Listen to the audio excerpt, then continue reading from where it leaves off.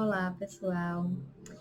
Estou aqui novamente para conversar com vocês, assim, dessa vez sobre um assunto que algumas pessoas têm me procurado para tirar dúvidas. E esse assunto, dessa vez, é com relação a nomenclaturas.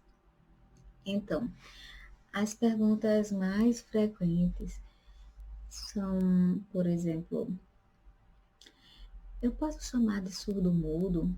Posso chamar de mudo? E com relação a essas nomenclaturas, a gente vai focar hoje um pouquinho.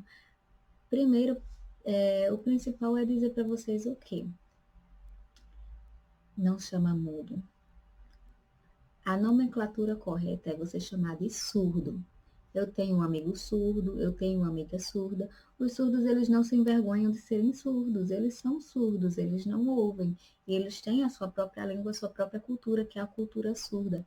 Eles fazem parte da comunidade surda, que é uma comunidade composta por outras pessoas surdas, por familiares surdos, familiares ouvintes, intérpretes, professores de Libras e todas essas pessoas que convivem na comunidade surda, que são atuantes, que usam a Libras como língua, certo?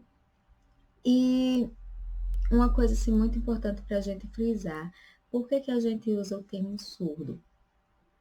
Primeiro porque o surdo ele não é mudo.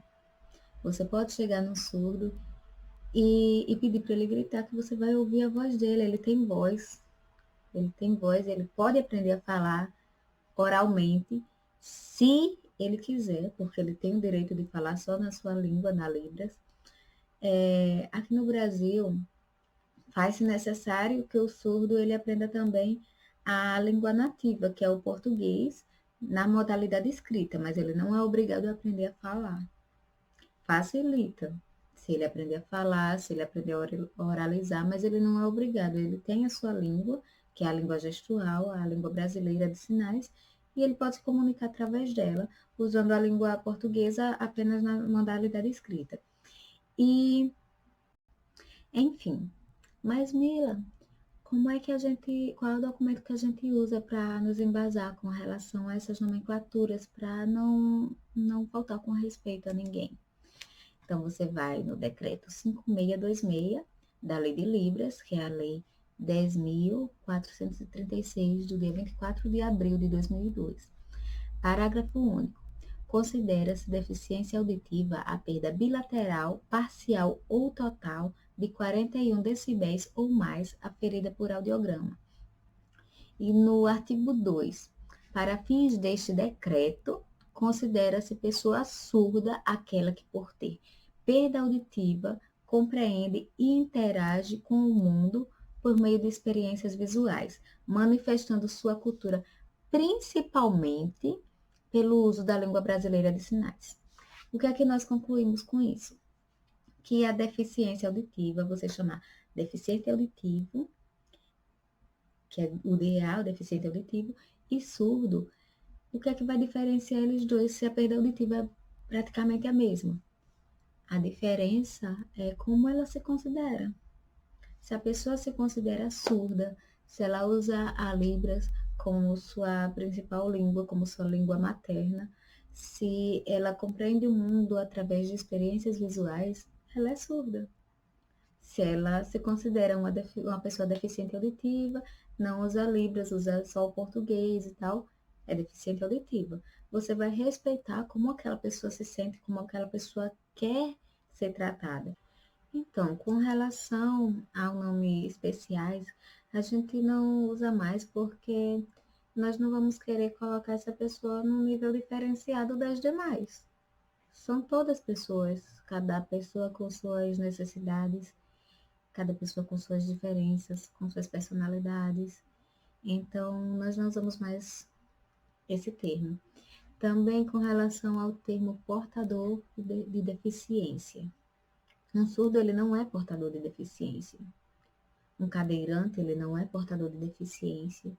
Um cego, ele não é portador de deficiência.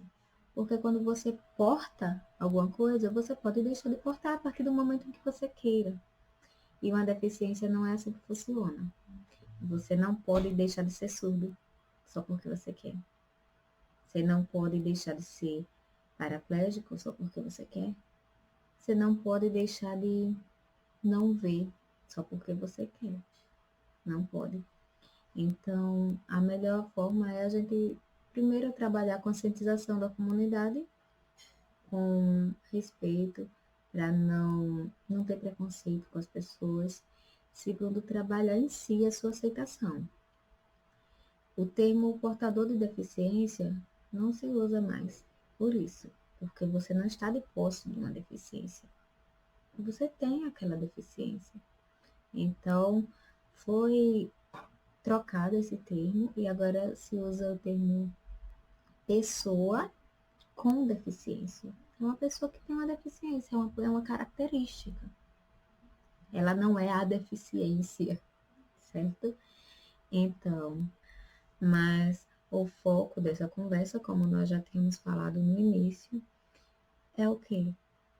Não olhar a pessoa por uma característica, não definir a pessoa por uma deficiência. Veja a pessoa, converse com a pessoa.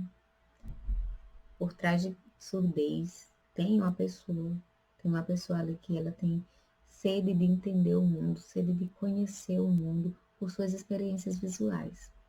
Os surdos, a maioria eles não oralizam, assim como nós ouvintes. Mas eles têm a sua língua, eles não deixam de se comunicar por isso.